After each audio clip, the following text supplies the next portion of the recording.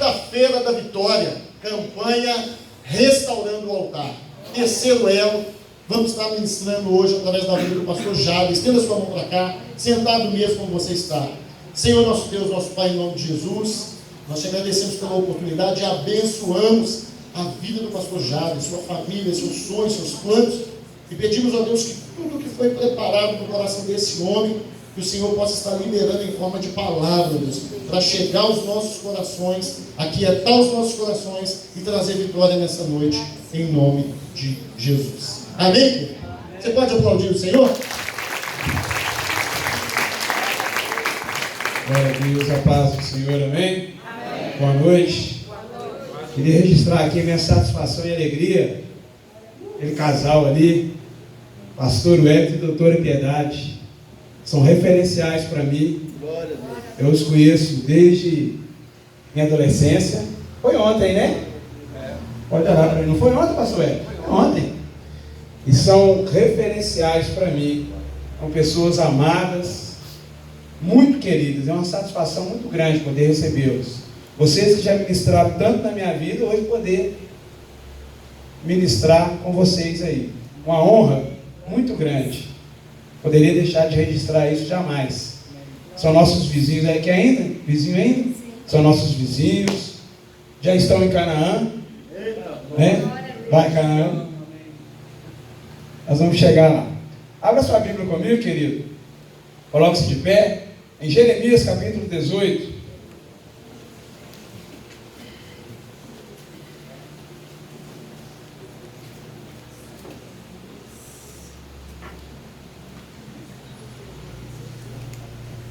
Jeremias capítulo 18. Passei a colinha lá para o Igor. O Igor está afinado, né? Se não tiver Bíblia, você acompanha ali. Palavra do Senhor que veio a Jeremias dizendo: levanta-te e desce à casa do oleiro, e lá farei ouvir as minhas palavras. E desci à casa do oleiro, e eis que ele estava fazendo a sua obra sobre as rodas. Como o vaso que ele fazia de barro se quebrou na mão do oleiro, tornou a fazer dele outro vaso, conforme o que lhe pareceu bem aos seus olhos fazer. Então veio a mim a palavra do Senhor, dizendo: não poderei eu fazer de vós como fez este oleiro, ó casa de Israel? Diz o Senhor: eis que, como barro na mão do oleiro, assim sois vós na minha mão, ó casa de Israel. Fecha os teus olhos, Pai. A tua palavra é simples, mas ela é o poder de Deus, sempre será, e só ela pode nos transformar, ó Pai. E nós precisamos dessa transformação. Não há ninguém que escape dela, ó Pai. Nesta noite nós nos submetemos à tua vontade. Restaura o nosso altar, ó Pai. Restaura aquilo que precisa ser colocado no altar, para que teu fogo possa ser aceso nele constantemente, ó Pai. E a tua glória, somente a tua glória, seja manifesta em nome de Jesus. E toda a igreja diga amém? Amém. Pode se sentar. Quando a gente fala de altar, a gente fala de responsabilidade. Porque o altar é uma responsabilidade muito grande.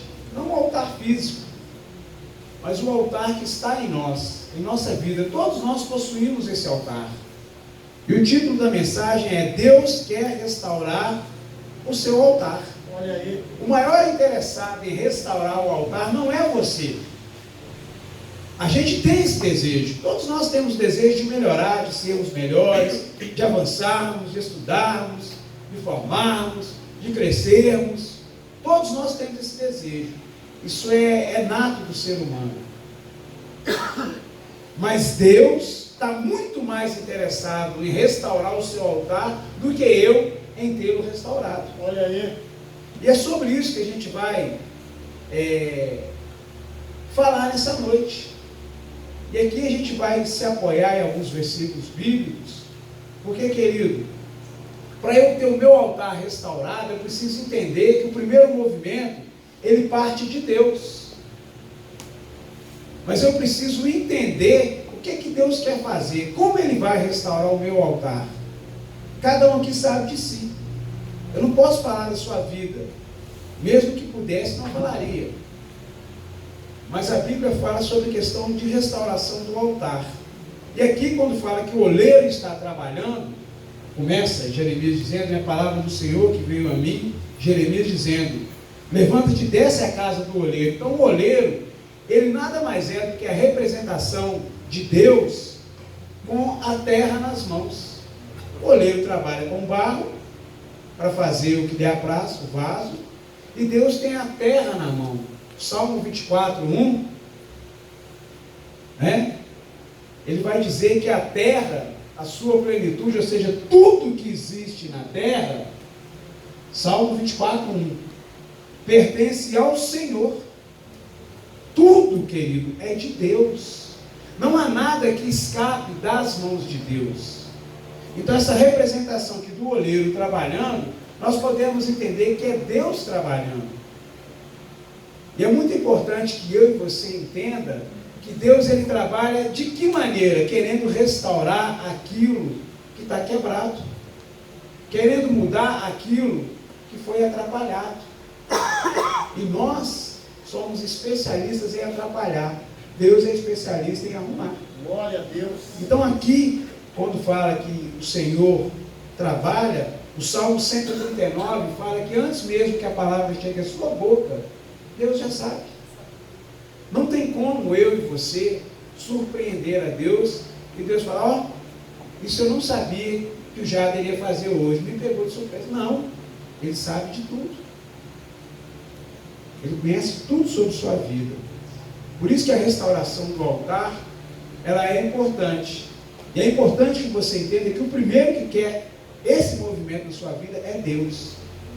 E aqui a gente vai trabalhar algumas coisas em cima desse texto, que é muito importante. Então a primeira, a figura de Deus como aquele que tem o mundo nas mãos.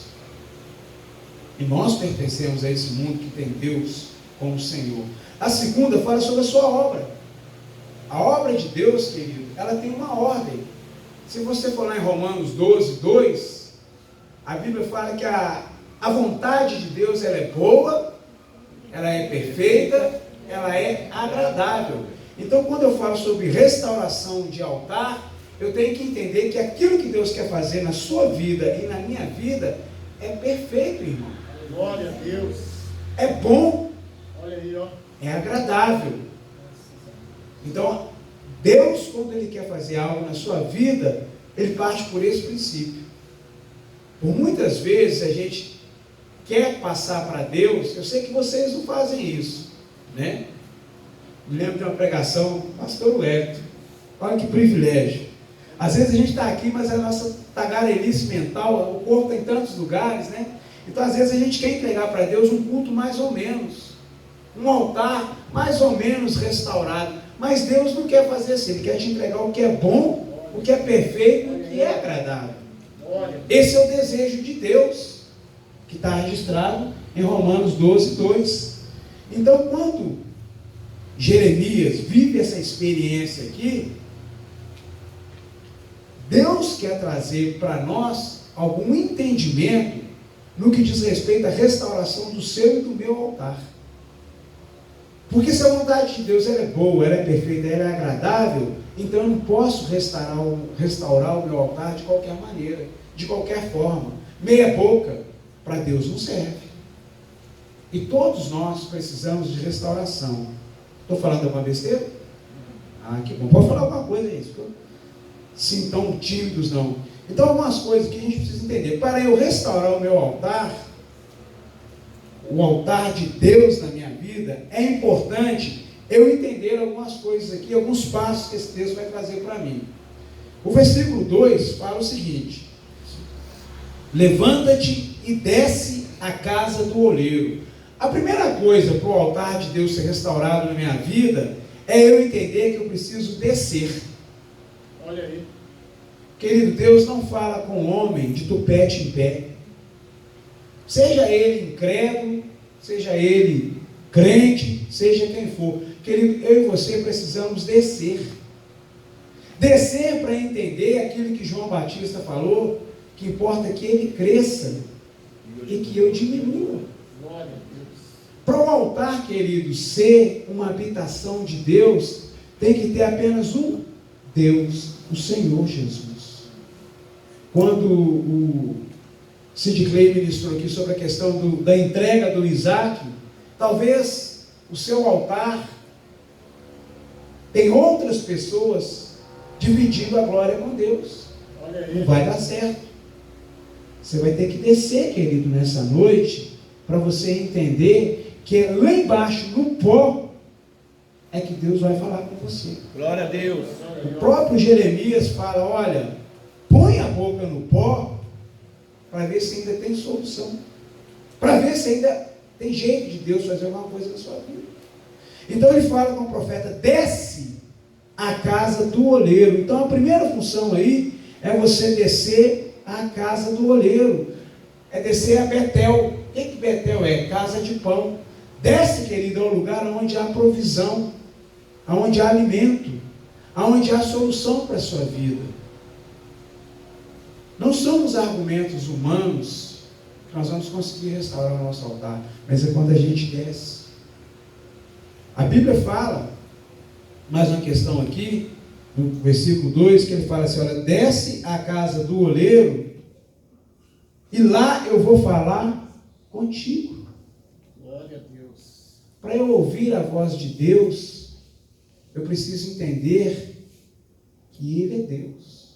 Olha aí. Eu preciso ir na palavra dele, que fala lá em João 5,39, lá fala assim, examinai as Escrituras, são elas que falam a respeito de mim. Então, quando eu desço, eu entendo que existe uma orientação para a minha vida que eu mesmo não consigo produzir. Então, eu preciso de um referencial, de um norte. E esse norte, querido, todos nós a temos, é a palavra de Deus. A palavra de Deus, quando ela fala comigo e com você, ela quer buscar uma restauração. Para eu ser restaurado, eu preciso fazer um exame.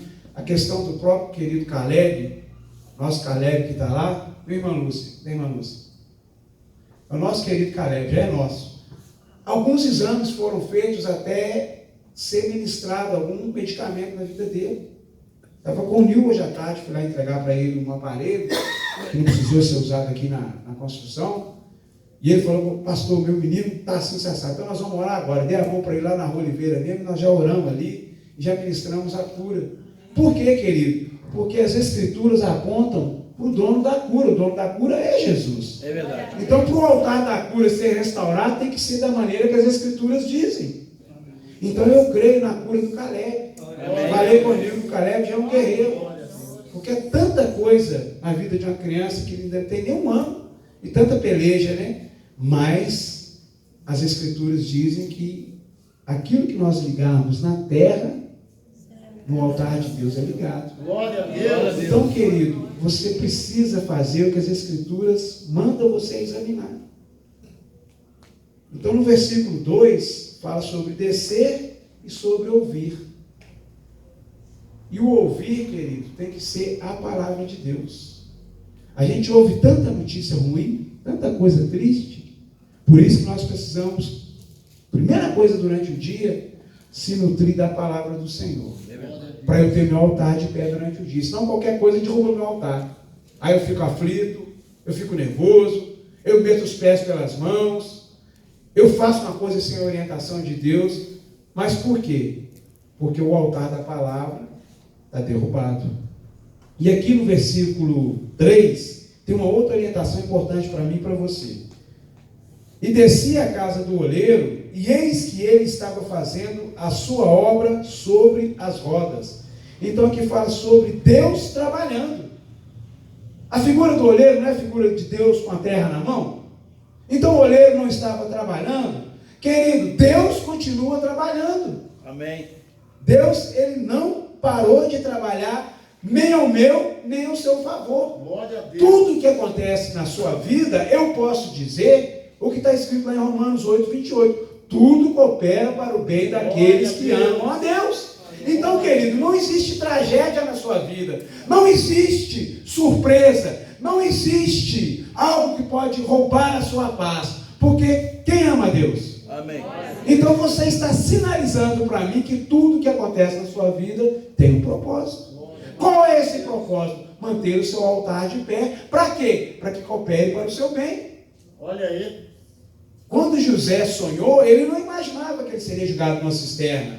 Ele não imaginou que ele seria escravo na casa de Potifar. Nem tampouco na cadeia. Mas era o propósito de Deus para que ele chegasse onde ele foi. Glória a Deus. Então, querido, a Bíblia fala que aqui que o oleiro estava trabalhando. Querido, Deus está trabalhando incessantemente para quê? Para que você entenda que tem que ter um altar na sua vida para que ele manifeste a sua glória. Glória a Deus. No altar derrubado, Deus não manifesta a glória dele. Quando eu falo Deus manifestar a glória, querido, não é nada mirabolante, não. É você acordar e ver a sua família protegida. É você acordar e ver seus filhos dormindo em paz. É você acordar e ver o propósito do seu dia dando certo. Quando eu falo propósito dando certo, não é que tudo vai ter que dar certo na sua vida, não. Carro fura pneu, querido. Carro tem problema. A casa pode acontecer de cair alguma coisa. São circunstâncias do dia, mas tudo tem um plano e um propósito. Vai cooperar para o seu bem. Glória a Deus. Não é obra do acaso. E aí quando você entende isso aí, você dá glória a Deus. E aí o seu altar, querido, está preparado para que Deus possa vir e se manifestar. Olha aí. O altar está restaurado. Querido, Deus está trabalhando a seu favor. Então se você ama a Deus, Glória a o Deus. que você está vivendo, o que eu não sei e o que eu estou vivendo. Conversei isso ontem com o diácono Maurício, estive com ele aqui ontem na construção, ele resolveu o problema da luz lá embaixo, brilhantemente. Eu falei, às vezes o pessoal olha para nós e pensa que às vezes a gente não tem problema. Pelo contrário, mais problema a gente tem. Mas a Bíblia fala que tudo coopera para o nosso bem. Tem um propósito nisso aí. Então não me compete perguntar a Deus por quê, mas sim para quê. Então Jeremias, ele continua nos ensinando aqui nesse texto. Olha só o que ele fala sobre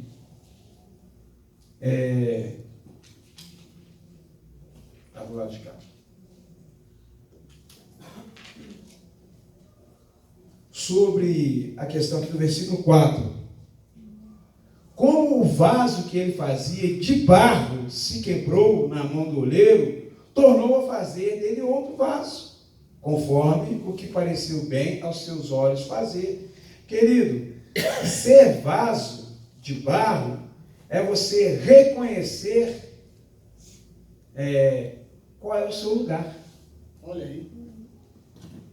Querido, ser vaso na mão de Deus é você entender qual é o seu lugar. Porque quando você está na mão de Deus, não é você que define o que você vai fazer. Não é você que define aonde você vai morar. Não é você que define com quem você vai se casar.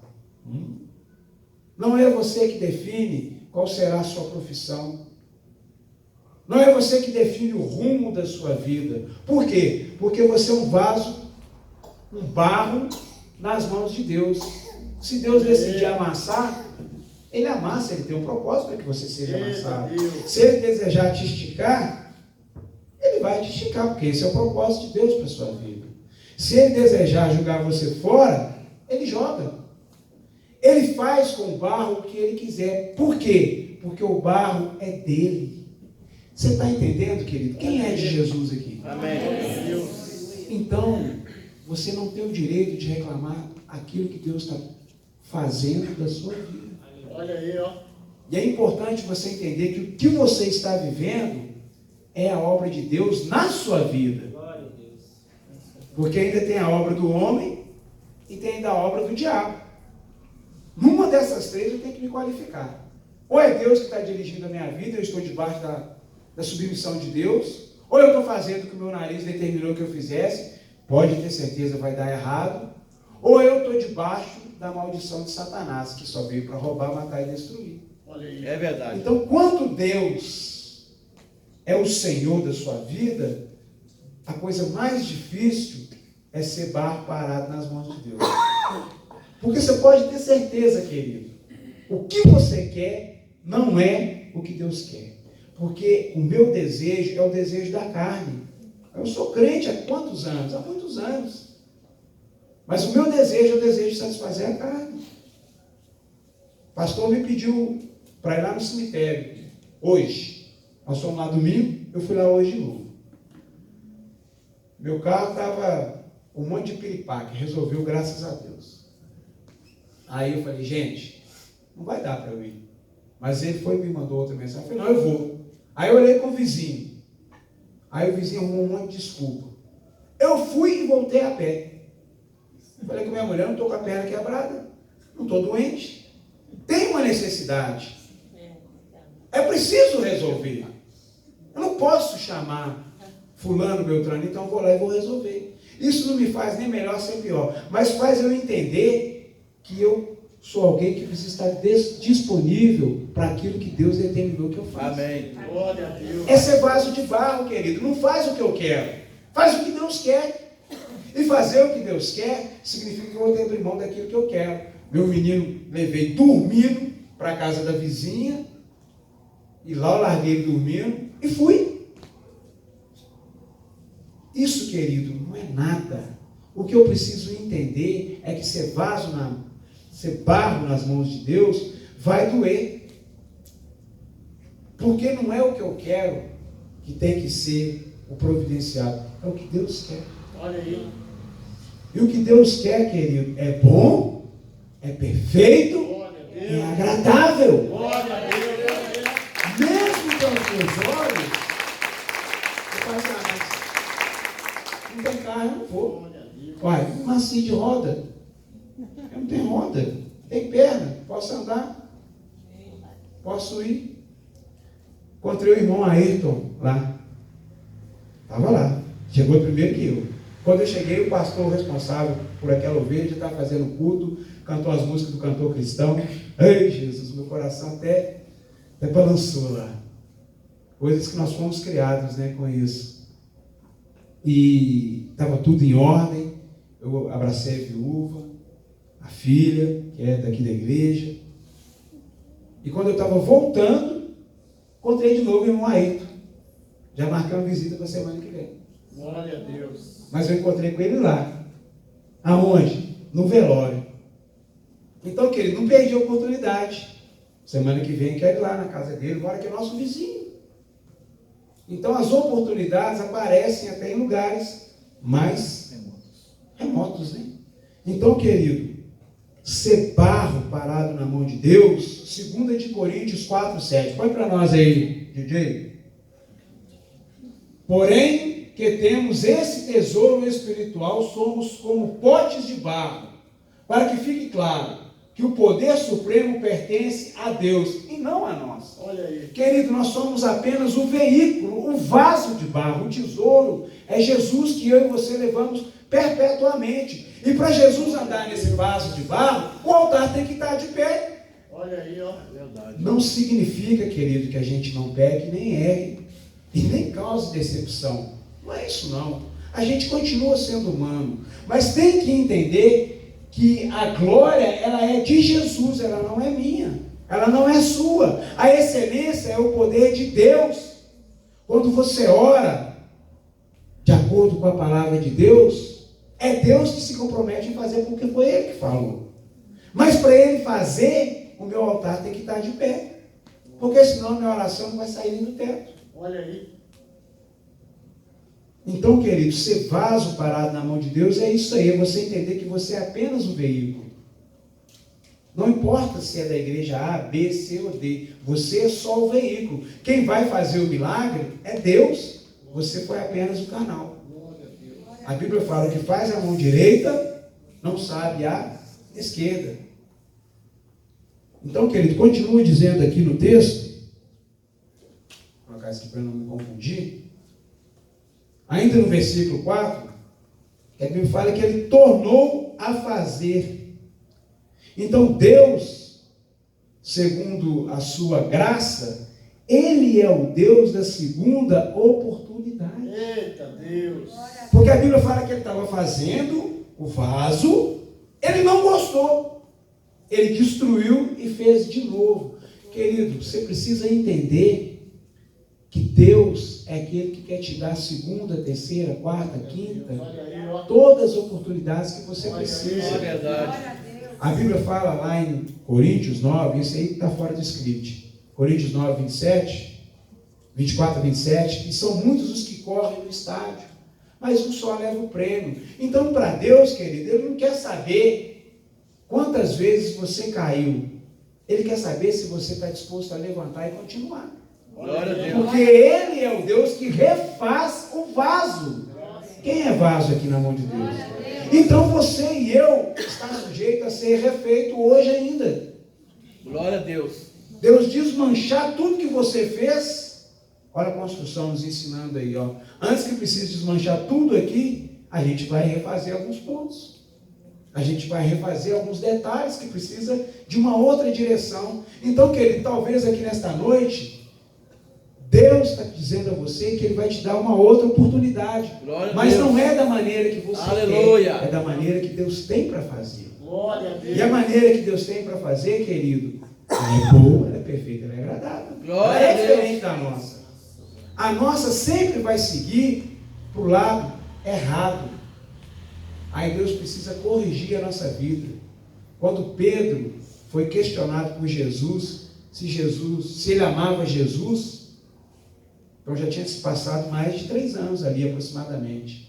Jesus fala o quê? Pedro, quando você se converter, apacenta o meu rebanho. Ou seja, um homem da experiência como Pedro não precisava de ter altar restaurado? Claro que precisava. Nós também não somos diferentes, querido. Mas qual que era o detalhe ali que Jesus falou? Pedro, quando você se converter, quando você mudar a sua direção, quando você entender que tem uma outra oportunidade para a sua vida nessa noite. Olha aí. Deus te trouxe aqui para te dizer isso, querido. Não acabou, não. Deus. Talvez apenas está começando. Glória a Deus. A nossa construção aqui está apenas começando. Quantas construções, pastor Ed, nós já passamos? Nós já perdemos até a conta. Quando nós chegar lá no céu, como é que eles vão saber que a gente é de Getsemane? É uma colher e um tijolo na mão. Nós chegou a turma de Getsemane, que nunca parou de construir.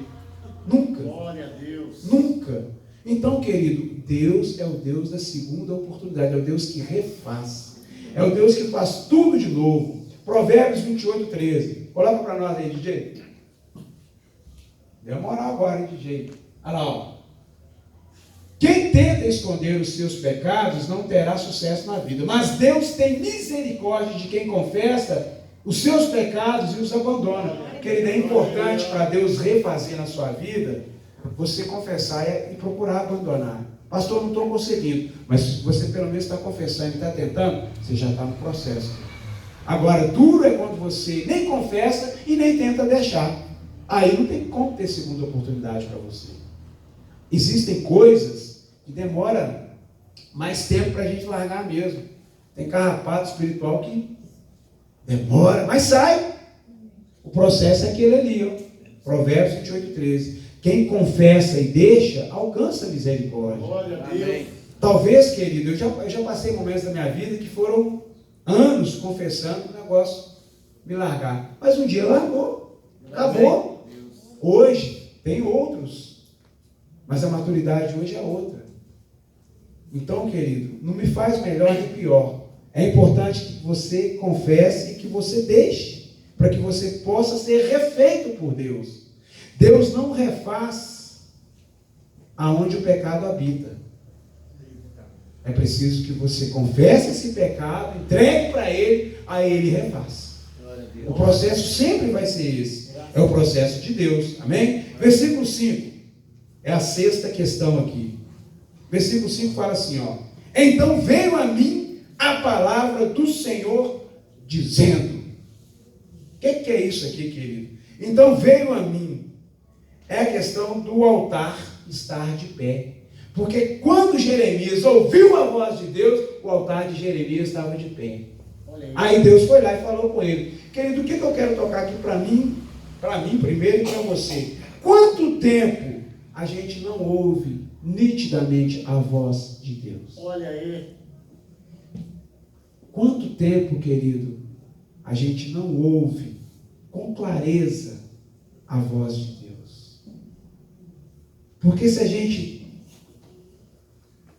não tem ouvido cotidianamente essa voz, é sinal que nosso altar não está de pé. Quando Jeremias escreve, olha, veio a mim a palavra do Senhor, dizendo, era como se ele estivesse falando o seguinte: olha, eu, com o meu altar espiritual de pé, tive condições de ouvir o que Deus queria para a minha vida. Olha aí. Então, querido, nunca houve uma geração que precisasse tanto da direção de Deus como essa. Como é que eu sei disso? Só você vê os livros da história. Nós aqui não somos tão velhos assim. Mas nunca houve, no período da história da humanidade, uma época em que se houvesse tanta necessidade de ouvir a voz de Deus como agora. Mas para eu ouvir essa voz, querido, o meu altar precisa estar de pé, restaurado. É isso que Deus quer fazer comigo e com você, amém? O prazer de Deus é restaurar, porque o prazer de Deus é falar. Se tem uma pessoa que fala e fala muito, essa pessoa é Deus. Glória a Deus. Deus fala, Deus tem prazer em falar.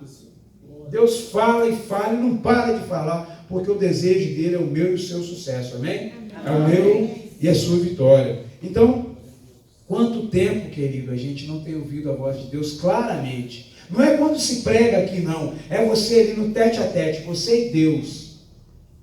E Deus fala: filho, eu quero isso, eu quero te falar isso, eu quero te orientar naquilo. Quanto tempo a gente não ouve a voz do Senhor? Nós não podemos nos acostumar a ouvir a voz de Deus só do púlpito, nos alimentar só de púlpito. Graças a Deus, eu tenho sido testemunha. 2 meses depois que essa igreja nasceu aqui, eu vim para cá.